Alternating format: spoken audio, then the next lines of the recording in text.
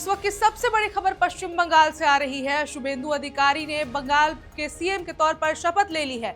बंगाल में पहली बार बीजेपी की सरकार आई है और नए दौर की एक नई शुरुआत हो चुकी है। रूपा गांगुली, दिलीप घोष समेत कई मंत्रियों ने शपथ ले ली है। पश्चिम बंगाल में पहली बार बीजेपी की सरकार बन गई है और शुभेंदु अधिकारी ने मुख्यमंत्री पद की शपथ लेकर सत्ता की कमान संभाल ली है। नंदीग्राम में ममता बनर्जी को हराने वाले शुभेंदु अब बंगाल की राजनीति के सबसे बड़े चेहरे बन चुके हैं।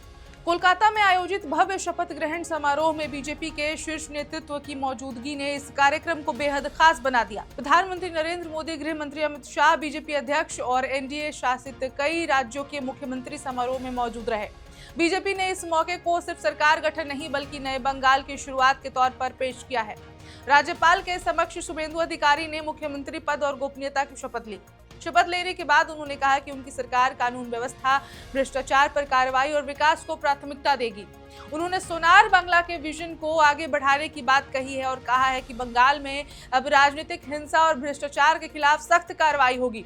शुभेंदु अधिकारी के साथ जिन नेताओं ने मंत्री पद की शपथ ली, उनमें सबसे चर्चित नाम बीजेपी नेता अग्निमित्रा पॉल का रहा। पार्टी उन्हें युवा और आक्रामक महिला चेहरे के रूप में देखती है। माना जा रहा है कि उन्हें महिला और शहरी विकास जैसे अहम विभाग दिए जा सकते हैं। इसके अलावा वरिष्ठ बीजेपी नेता और अभिनेत्री रूपा गांगुली ने भी मंत्री पद की शपथ ले ली है। लंबे समय से बंगाल बीजेपी का बड़ा चेहरा रही रूपा गांगुली को महिला और सांस्कृतिक राजनीति में प्रभावशाली माना जाता है।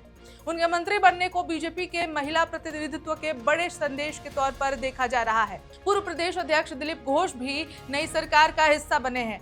बंगाल में बीजेपी संगठन को मजबूत करने का श्रेय काफी हद तक दिलीप घोष को दिया जाता है और इस बार तोहफे के तौर पर उन्हें मंत्रिमंडल में जगह दी जा रही है।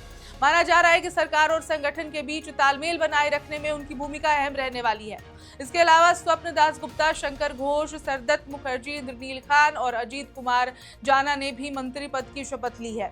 बीजेपी ने अपने पहले मंत्रिमंडल में अनुभवी नेताओं के साथ नए चेहरों को भी जगह देकर संतुलन बनाने की कोशिश की है। सूत्रों के मुताबिक आने वाले दिनों में मंत्रिमंडल का विस्तार भी हो सकता है। दीपांजन चक्रवर्ती, जुएल मुर्मू, नमन राय, दीपक बर्मन, सजल घोष और बंकिम घोष जैसे नाम भी चर्चा में हैं, जिन्हें आगे जिम्मेदारी दी जा सकती है।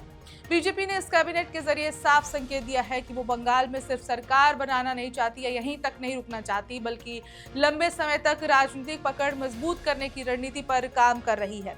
उत्तर बंगाल से लेकर दक्षिण बंगाल तक क्षेत्रीय संतुलन साधने की कोशिश भी साफ दिखाई दे रही है। फिलहाल बंगाल की राजनीति एक नए मोड़ पर पहुंच चुकी है। ममता बनर्जी के लंबे शासन के बाद अब बीजेपी की सरकार से लोगों की उम्मीदें भी काफी बढ़ गई हैं। अब सबकी नजर इस बात पर होगी कि शुभेंदु अधिकारी की अगुवाई वाली नई सरकार अपने वादों को जमीन पर कितनी तेजी से उतार पाती है। इस खबर में इतना ही। अपडेट्स के लिए देखते रहें one India Hindi. Subscribe to One India and never miss an update. Download the One India app now.